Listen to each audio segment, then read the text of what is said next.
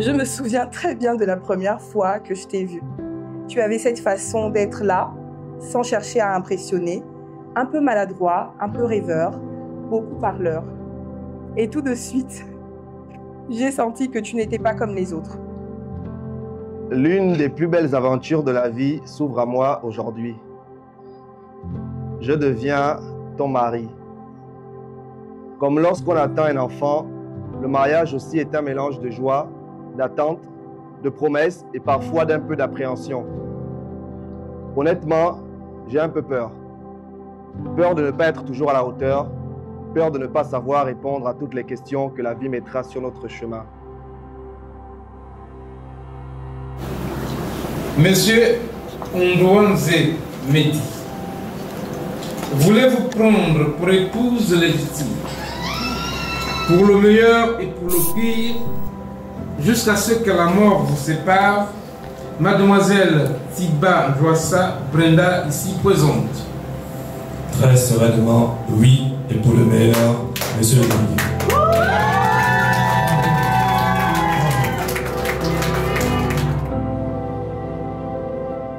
Avec toi, rien n'a été parfait, mais tout a été vrai. On a traversé des tempêtes, on a connu des jours où il ne restait que nous deux, face au silence, face au doute, face à la vie. Et pourtant, même dans ces moments-là, tu n'as jamais cessé de te battre pour moi et les enfants. Tu es un homme que j'admire profondément, ambitieux, entier, parfois un peu dur, mais toujours guidé par de bonnes intentions.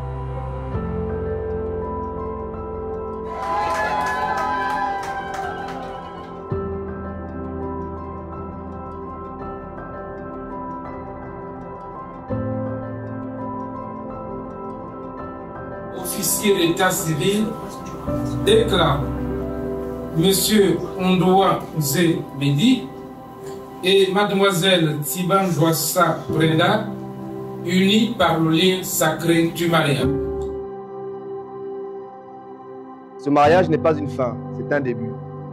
Le début d'un merveilleux voyage que je m'apprête à faire à tes côtés, main dans la main, pas après pas, et du fond du cœur, je te promets d'être ton compagnon, ton ami, ton refuge, ton complice.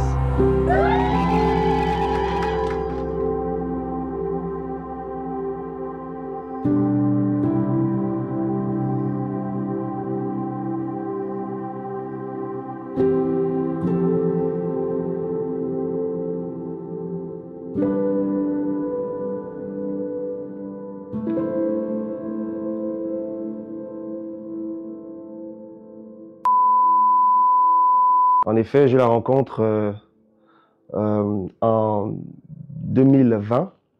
Ah, si je chie là-haut. Je sais que c'était en 2020.